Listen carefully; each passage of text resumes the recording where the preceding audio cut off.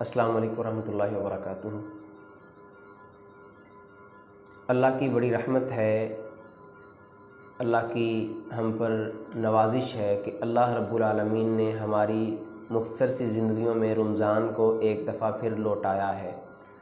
हमारे आमाल को बढ़ाने के लिए, हमारे सवाब के ख़ज़ानों में इजाफ़े करने के लिए रमज़ान हमारे पास आया है।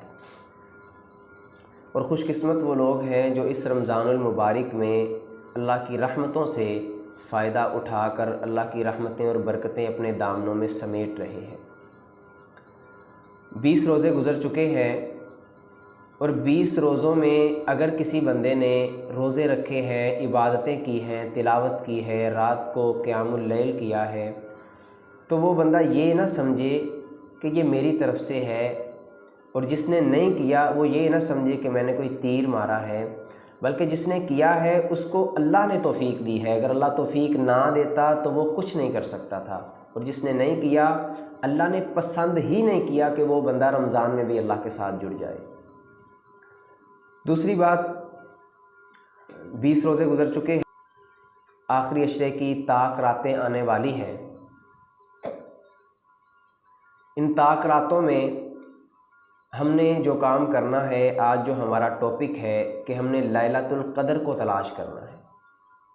सबसे पहले ये जान लेते हैं कि लैलतुल क़द्र क्या है। लैलतुल क़द्र ऐसी रात है कि जिसके बारे में फ़रमाया गया कि इस रात में इबादत करना 1000 महीनों की इबादत से अफजल है। लैलतुल क़द्र ऐसी रात है कि कुरान को अल्लाह रब्बुल आलमीन ने लैलतुल क़द्र में उतारा है। और सलफ़ सालेहीन वो कहा करते कि थे जिसको लैलतुल क़द्र नहीं मिली, जिसने लैलतुल क़द्र की जुस्तजू नहीं की, तलाश नहीं की, उसकी ज़िंदगी फ़जूल है। अच्छा, इससे आगे चले, अल्लाह के नबी जनाब मुहम्मद रसूलुल्लाह सल्लल्लाहु अलैहि वसल्लम ने फरमाया कि लैलतुल क़द्र को हम तलाश कैसे करें। बाज़ लोग कहते हैं कि 27वीं रात ही लैलतुल क़द्र की रात है, बाज़ लोग 23वीं रात को कहते हैं, बाज़ लोग 29वीं रात को कहते हैं। लेकिन अल्लाह के नबी से सही बात जो साबित है वो ये है कि आखिरी अशरे की जो 5 ताक रातें हैं, 21वीं, 23वीं, 25वीं, 27वीं, 29वीं, इन रातों में लैलतुल क़द्र को तलाश किया जाए। अब तलाश करने का तरीक़ाकार क्या है, इन रातों में करने वाले काम क्या है, हम कैसे किसी रात को तसव्वुर में ला सकते हैं कि ये रात लैलतुल क़द्र होगी। तो तरीक़ाकार ये है कि इस अशरे में, इनकी ताक रातों में अल्लाह के नबी क़याम का भरपूर इंतज़ाम किया करते थे। रात को जागते, अल्लाह की इबादत करते, ज़िक्र व अज़कार करते, क़याम का इंतज़ाम करते, अल्लाह के सामने खड़े होते, अल्लाह से दुआएं मांगते। तो हमारा भी यही मामूल होना चाहिए, यही तरीक़ाकार होना चाहिए कि इन रातों में सबसे पहला जो काम करें, अल्लाह रब्बुल आलमीन से मुआफ़ियाँ मांगें। क्योंकि हमारे कदम कदम पर हम गुनाह करने वाले लोग हैं, तो अल्लाह से सबसे पहला जो काम करें इन ताक रातों में, अल्लाह से मुआफ़ियाँ मांगें।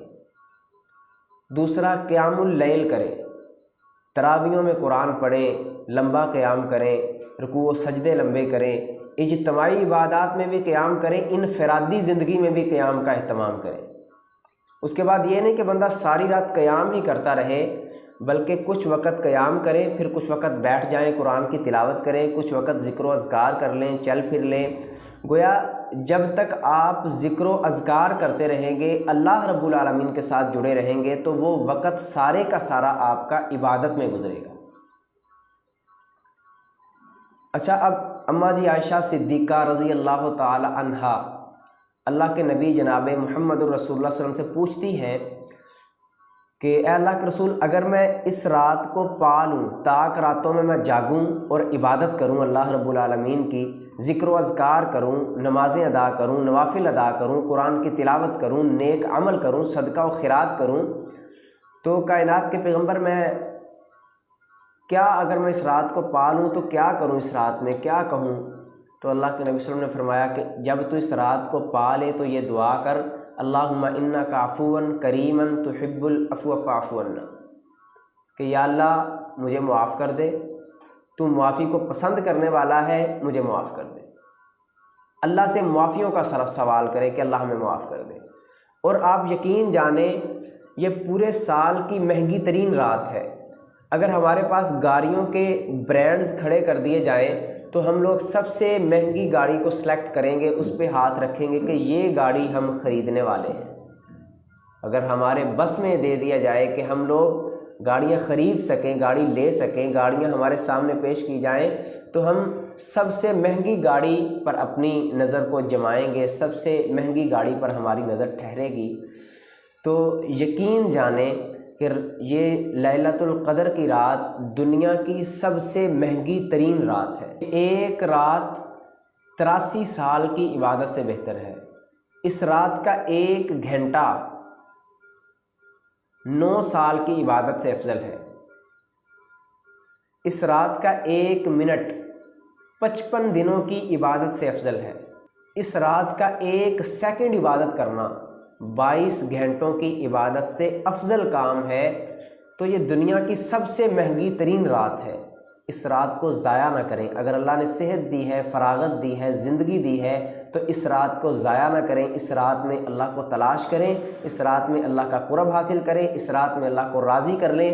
اگر کوئی بے اولاد ہے، وہ چاہتا ہے کہ میں اولاد کے حصول کے لیے اللہ سے دعا کروں، تو یہ موقع غنیمت ہے۔ اگر کوئی غریب ہے، اللہ سے دعا کرے۔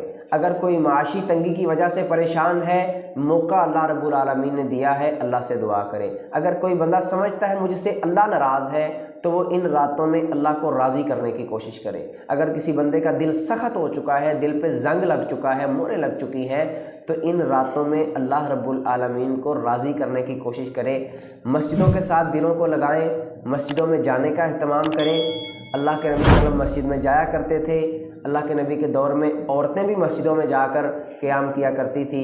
اللہ آپ کا اور میرا حامی و ناصر ہو۔ السلام علیکم ورحمۃ اللہ۔